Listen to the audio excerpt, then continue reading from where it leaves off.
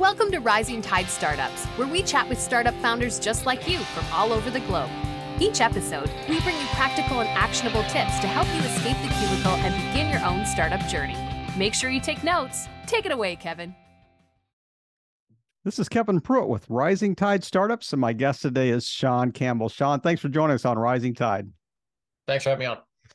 So we've already had a little pre-chat here before we hit the big red record button about the conversation piece right over his left shoulder there. And Sean, Right. Before you share about yourself, can you just tell us, give us 30 seconds about this magnificent antiquity behind you? Sure. My grandfather retrieved it from the Philippines, which if you know your history, you could probably understand what that means. He fought there in 44 and 45. My father, bless his soul, passed away about 3-4 years ago. And one of the things he passed along to me in the will was that it's also special on a few levels. I mean, obviously it's my grandfather's, but I've always been a huge history buff. Just actually got back from visiting the D-Day beaches in Normandy with my family on a trip we did. And that's an amazing place. I'd recommend anyone, American citizen or not, I think is moved by that location. And so it's nice. And it also has the occasional let's just say slightly aggressive stance if I want to use it in a meeting,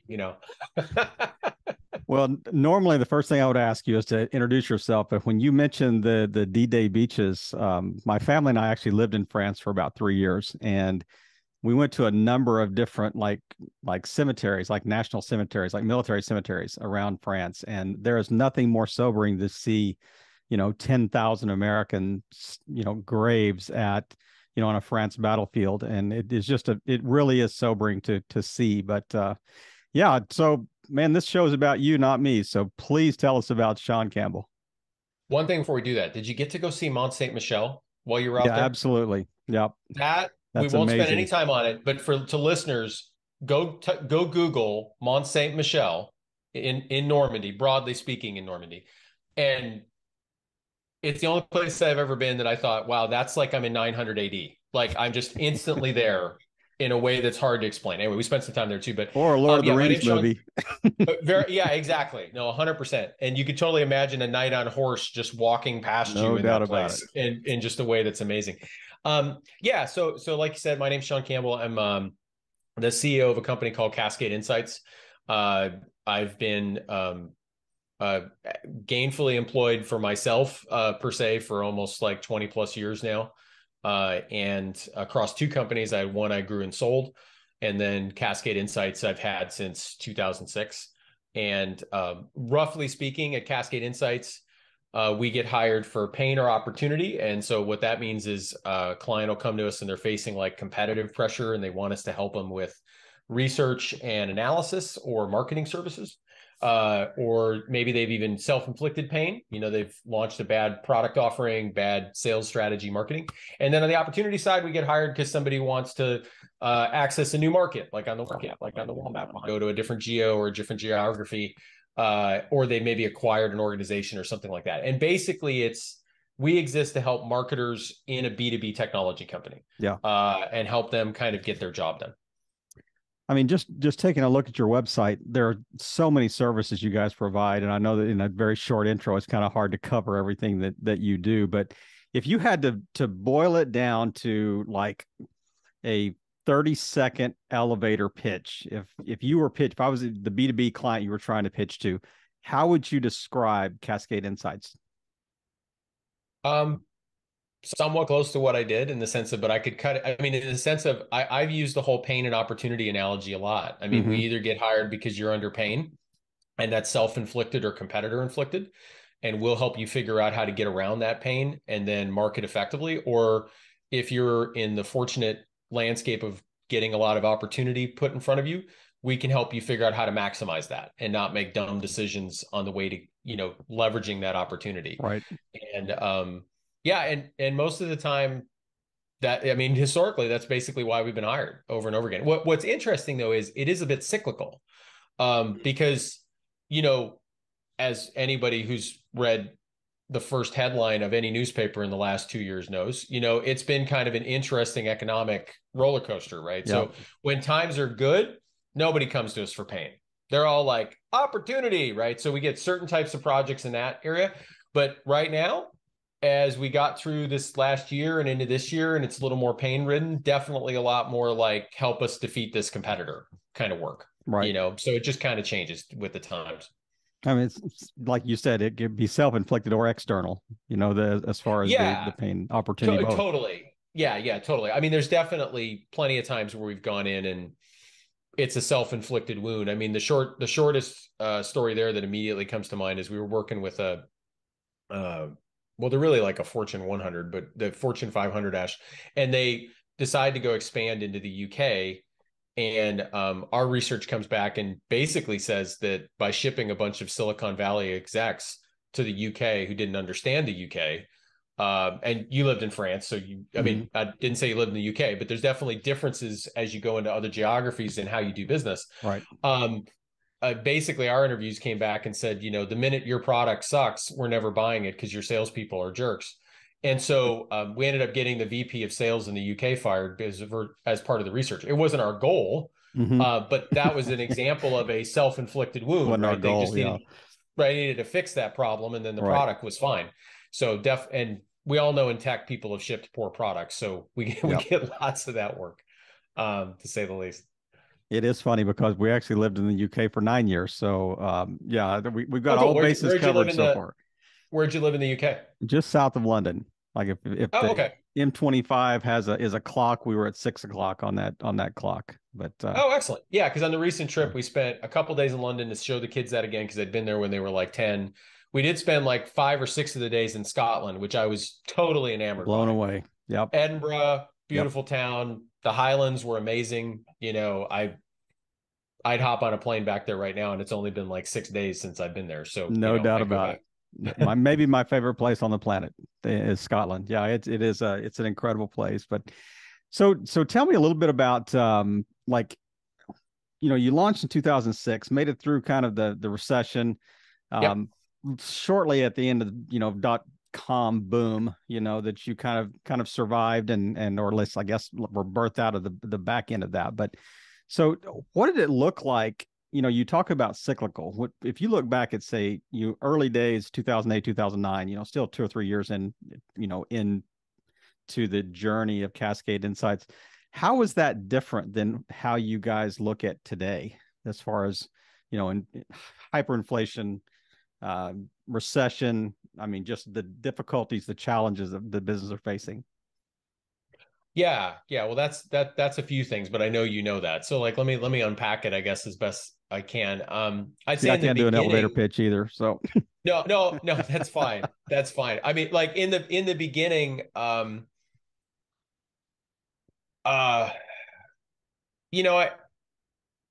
think the biggest thing, if this is a slightly different way of answering it, but I guess the biggest thing you got to watch out for in the beginning is that you just don't get out over your skis, right? I mean, I think too many business owners, they make all the mistakes, right? The first invoice that gets paid, they go buy a truck, for example, right? There's how many construction guys, are driving around in brand new trucks in the first year of owning a construction business. I mean, like, that doesn't mean it's wrong. I guess maybe it is a little wrong, but there's that. I think the other thing is making sure that you've kept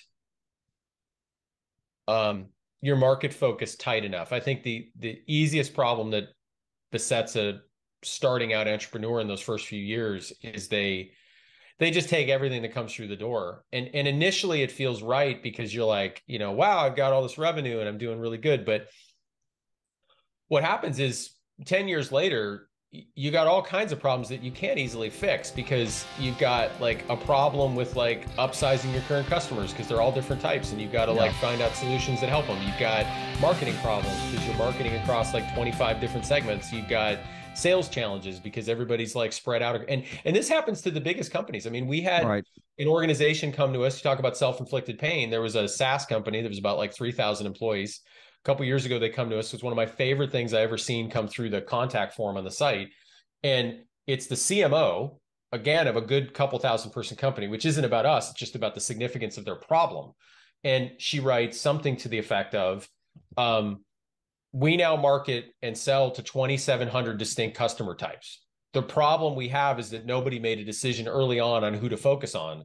We need help deciding on what our ideal customer persona is going to be, so that we can solve all these other problems that create financial headaches. And so I think in the beginning, we did a really good job of figuring that out and sticking really close to it. But I'll be honest, we did an experiment where we didn't.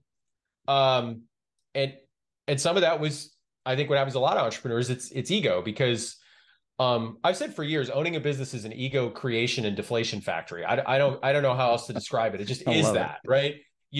Some days you're like, woo, and then other days you're like, whoa. And the longer you're in it, you probably get better at modulating, right? That curve, the influx of helium and the lack of it.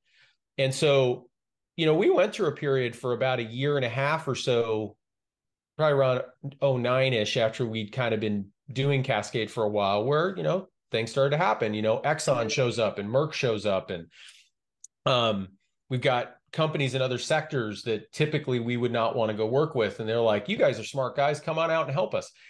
And very quickly, we realized it was the same problem, right? We were going to water ourselves down. We were not going to be very focused. And as a small business, to kind of show up above it all, you've got to be really kind of narrowly tipped. Yeah. Right. And it's a discipline thing at the end of the day. To take the other side of the coin really briefly, and we can unpack any of this that you want. I mean, like where things stand now, it's really interesting, honestly, to own a business. I have got to tell you. I mean, like, I've said really since March of 2019, like, if you have a 2-year-old, tell them to get a PhD in sociology, because they'll be able to be on CNN explaining this time period for the rest of their lives. I mean, because there's so many things that we have done, work from home and changes in environment and changes in families and changes in work dynamic and technology and even this, frankly, incredibly interesting macroeconomic dynamic, which I'm not an economist. All I know is in 22 years of business ownership, I have never watched inflation be so high. It's currently falling a bit as we're doing this interview, but like leading up to this interview, it's been obnoxiously high. With unemployment not going up, right? Yeah. So there's this weird labor market trend that you're dealing with where, like, you're charging more because you kind of have to cover the salaries. But at the same time, certain sectors are tightening in terms of what they want to pay, but then the labor force doesn't actually really feel constrained. So they can negotiate pretty heavily. And I don't begrudge them for that, right? But so it's interesting, I would say. And if you're a big company, you're dealing with just craziness with, what do I do with all this office space? Yeah. Right. And so I think, like I said, a good growth career is sociologist. I think it's never usually been a growth career, but I think right now it'd be a good growth career. I have a feeling. So I think that is such an insightful take. That this is, I mean, you're prognosticating in the future and saying, okay, this is where we're going. This is where we're headed. But and I think it's absolutely true. I mean, we'll look back on this time and I mean, I was talking to my team earlier and I said, imagine 2 years ago or 2.5 years ago, we would have said, okay, the world's going to shut down. You're going to wear a mask.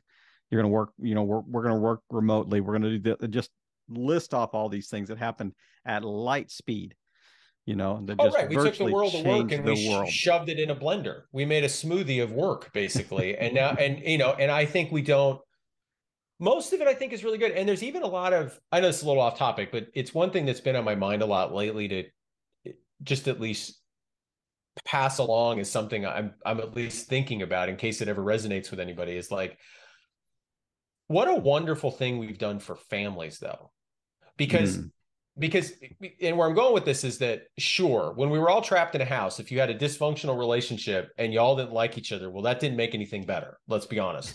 But for your average family that isn't dysfunctional and is moving at least in a decent direction, all this work from home, when was the last time kids got both parents around? I mean, it was when we all had farms. Yep. Right? Where dad might be 4 acres away, but he was still accessible and he'd come back in for lunch. I've had lunch with my kids who are teenagers, early adults, for the last 4 years now, almost every day. okay, that has to have an impact. I mean, I don't think I'm a horrible father. I'm not a perfect father, but like, I would like to think that's a good influence that's happening. And so I think there's a lot of other things that are going to come out of all of us working from home that are frankly somewhat unexpected. And again, I know it's not all roses. If you have 5-year-old kids and you're trying to get work done and they're crawling all over your shoulder, I mean, I understand that dynamic too, but yeah, it's fascinating to me. So I would sum it up as right now, I feel I spend a lot of time thinking about how to be the best remote boss I can be. And there's definitely some learnings that have come from that. And I think a lot about how to deal with what's frankly kind of an interesting economic situation right now. Mm-hmm. And how that's going to play out. So there's definitely that. And then there's a whole host of other tactical things that any business thinks about day to day. I was thinking about it a second ago. You were talking about, the contractor that just started his business and, went out and bought a new truck. The phrase that came to mind to me when you said that was outcome-based idiocy. So Right. it's it's only going to prove stupid based on the outcome. So if they've done really well, right. nobody Well, says the other a problem word. with that though is like the one piece of wisdom I always give somebody starting a business. And by the way, to anybody listening, I'm not a gloomy kind of guy. I mean, I guess I'm part Scotch Irish, so maybe there's a moodiness in there that you have to watch for. But like Practicality. but we're all but my forefathers also came up with great things like Auld Lang Syne, so I guess we're okay, right? It's not that bad. But like the piece of advice I usually give a starting out business owner beyond this idea of staying narrow and being smart about narrowness for longer than you might think you should is just the financial advice I always give them is like, okay, so whatever you're going to make, cut it in half. Because they're all like, they all leave a job and they're like, well, if I work 60 hours a week, I'm going to work 70 because I'm working for me, right? And they do the math and they're billable and they say all this stuff and they're like, I'm going to make 300 grand. And I go, cut it in half. And they're like, why? Taxes. They're like, what do you mean people pay 50% in taxes? I'm like, well, not really 50%, but 40, get used to that. And then I say, and then cut it in half again. They're like, what do you mean? Why do I got to cut it in half again? I already cut it in half. I'm like, well, you're not going to get to work all day. Why? I said, because you got to sell, you got to market, you got to invoice, you got to pay the books. And by the way, work won't always be there, even no matter what you do. There's going to be times you're just staring at the ceiling. And I think financially, that's probably the best piece of advice you can almost give any entrepreneur is cut by half twice what you're going to make. It doesn't mean they're really going to necessarily just end up with 25% of their expectation, but it keeps it real because at some point, all of that extra goop has to be dealt with. And far too often the starting out entrepreneur, I think, and I don't know how many I've talked to over the years that like leave corporate America or whatever, and they're like, I'm going to go do my own thing. And they boomerang back because it's just not quite as lucrative as they wanted to. But again, I think it's a matter of perspective. Like I haven't really done this for the money. I mean, I've done okay for sure, but like for me, owning a business was a lot more of like a great place to like learn and mentor and be exposed to challenges and get up in the morning and think about, honestly, I just love being presented with problems to go solve. I mean, like every entrepreneur, sometimes 3 a.m, I don't like being presented problems to solve, but like, or when they show up, but generally speaking, I get a lot of juice out of that. Yeah. So anyway, it's like I'm steering your own ship a little bit. There's right. Something to that for sure. But amen. I noticed on something you'd written earlier that you used the phrase "the age of narrow," and you mentioned that word "narrow" just a second ago. So unpack that a little bit for us, and really, what do you mean by that phrase, and how should that impact a startup founder right now?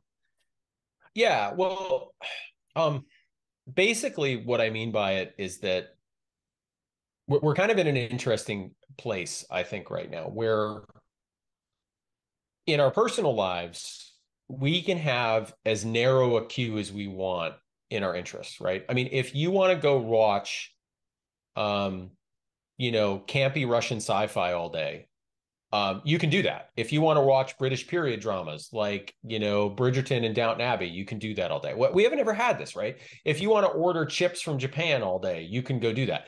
And I think the impact of that has led people to believe I can have very narrow experiences. I don't mean narrow-minded thinking, but they can really hone in on what they want to focus on, right? We have, and that's a great thing in some ways, right? At the same time, we have another trend that I think drives this age of narrowness in a way, which is that we really want offerings to be somewhat narrow for us in all of our lives, and we need to kind of validate that in interesting ways. Like, how do we validate that something is narrow enough for us? Well, one of the first things that we do in a lot of cases, I think, is that we sort, for example, for on proverbial Amazon, we sort by negative reviews because nobody trusts the positive reviews because they're probably paid. And so like you go ahead and so what I think's happened is that particularly with services, although I think it's equally true to some extent with products, and there's a third leg of the stool that I neglected to mention, is which is maybe subconsciously I neglected to mention it because we're creating content in the moment, but people don't trust content. That's not a political statement.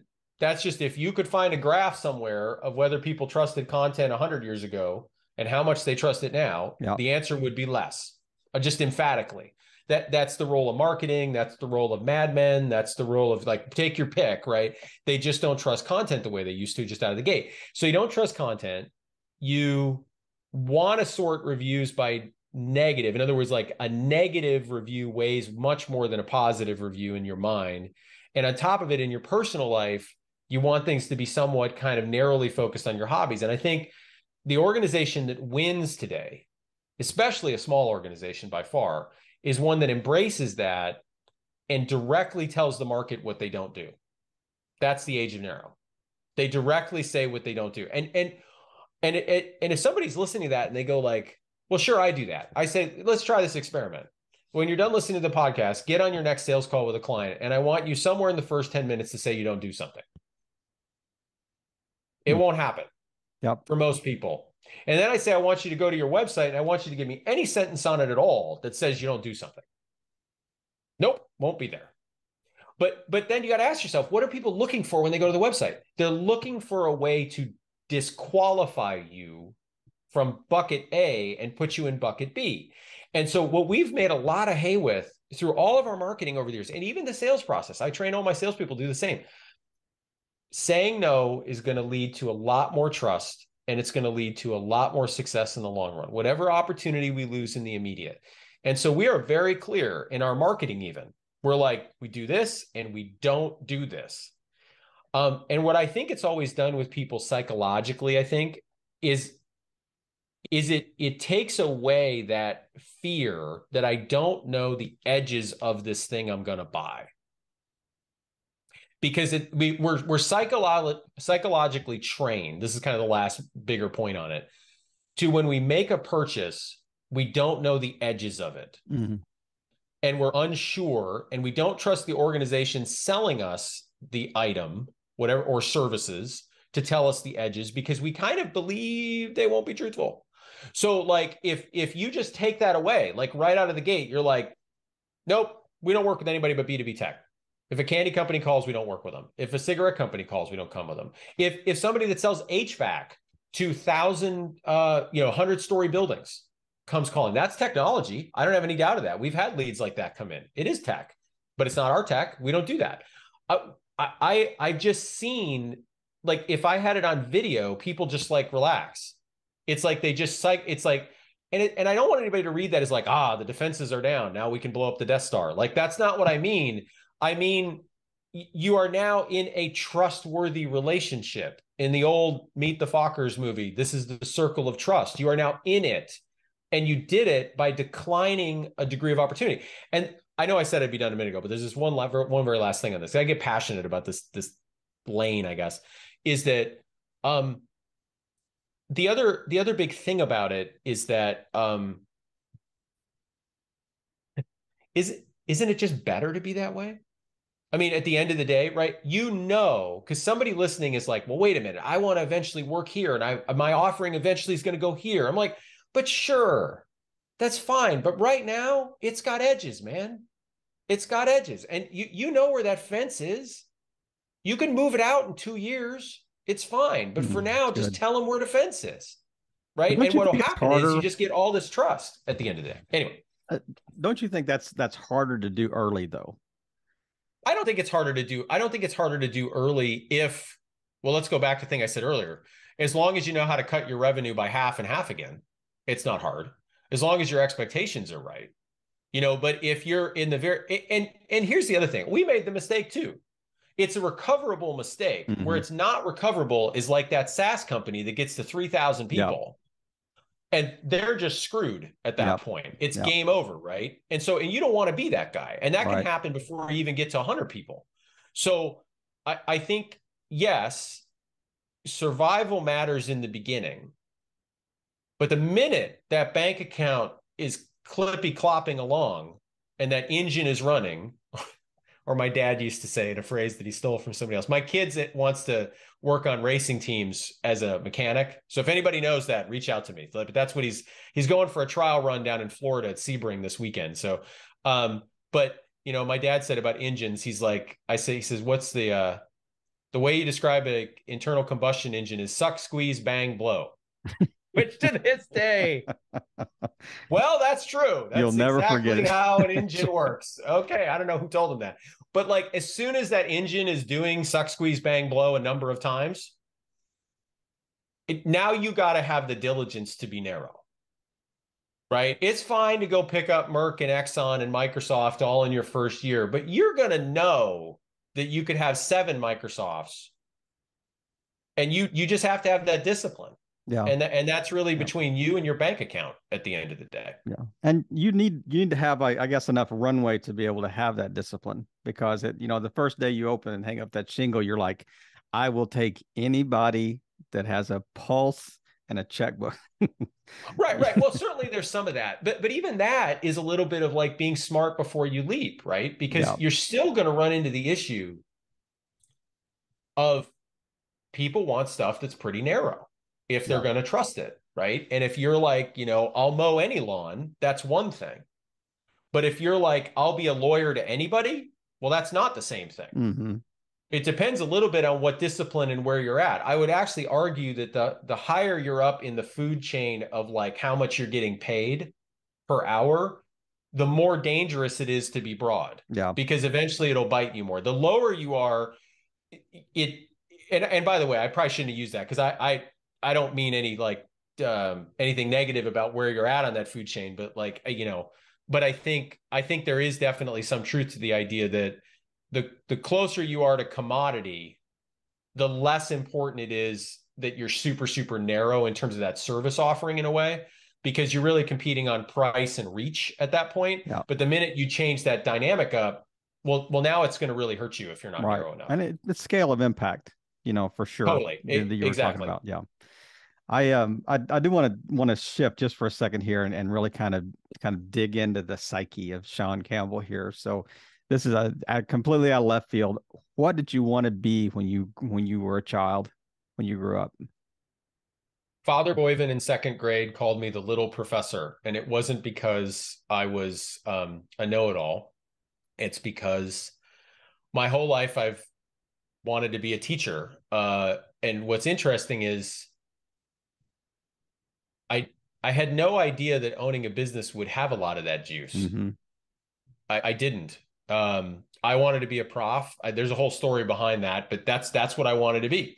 I was going to go be a college professor, and it was because I really like teaching and I like educating and I like mentoring. And I'd sum it up this way. I'm completely incapable of learning something and not wanting to turn around and teach somebody it. I'm psychologically broken that way, I think. I mean, if I learn a new game, a new book, I'm always I'm not weird about it. I'm not oh my God, you all got to read what I read. But I'm not that way, but it's more just I want to share. I want to share and say let's go learn together. And It's funny, go learn together. Every once in a while I do one of these interviews and I say something that's never popped out of my mouth in any form ever. But that's the fun thing about doing these is like, that's honestly a bit of what tends to happen during the day, even with my own team. I should go ask them what they think on that phrase, but I would bet they'd say that's probably what it feels like to work with Sean. We're going to go learn together. I That to me is a lot of fun.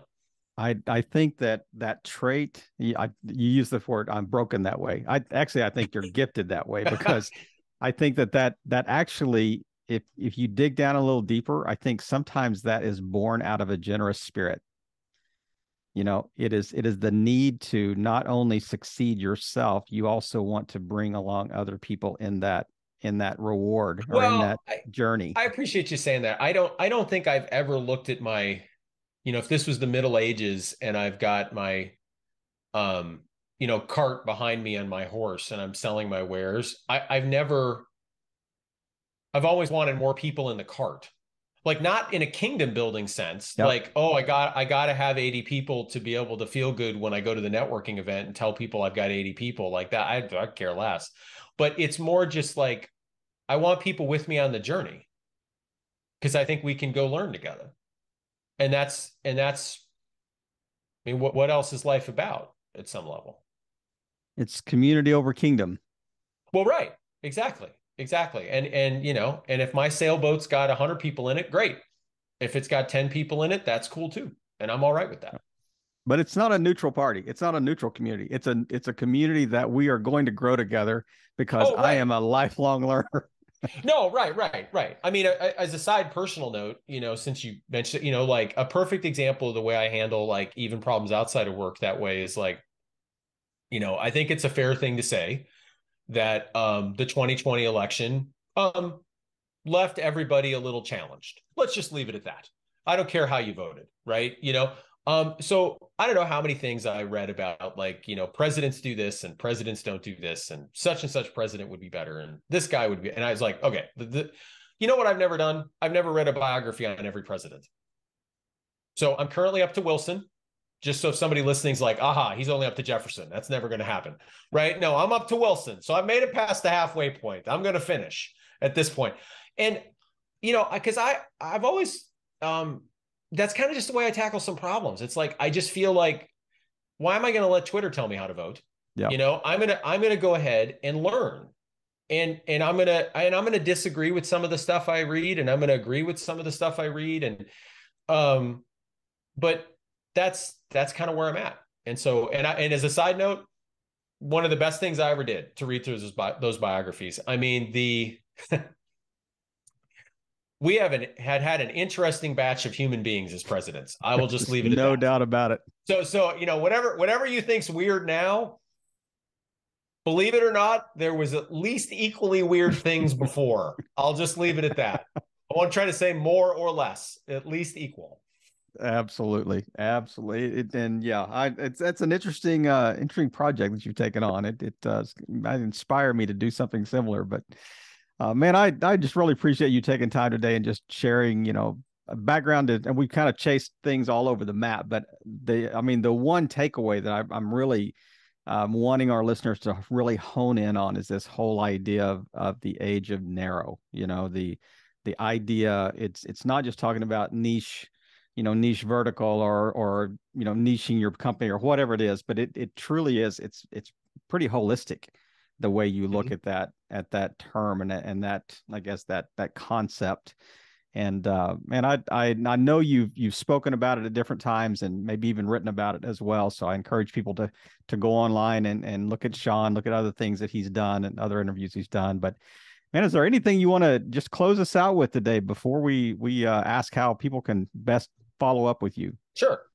I will. Two things. One last thing on the age of narrow. You're doing it right if you're telling the world what you don't do. Just look for that in your sales and your marketing efforts. If you're doing that, you're probably on the right path. And then secondly, I would say the biggest words of wisdom, in short, besides, if you don't have a faith life, go get one, because as an owner, it's real lonely without one.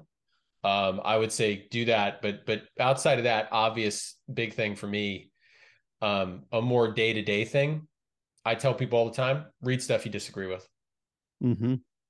Simple as Yep. that. Yep. I have been more changed over my business life and professional life by reading stuff I disagree with and reading it, finishing it, thinking about it.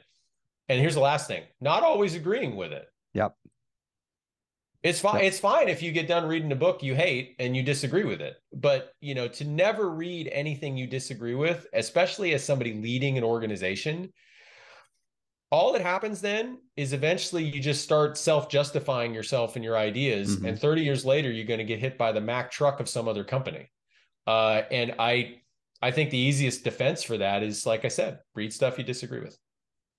And what a way to close us out today. And there's so much truth and so much just good concept, good stuff that's been in this short 30-minute chat we've had. But Sean, really appreciate you taking time just to share your story with us and just share your background and insights, and really just playing your part in helping all boats rise in a rising tide. Sean, have a great weekend.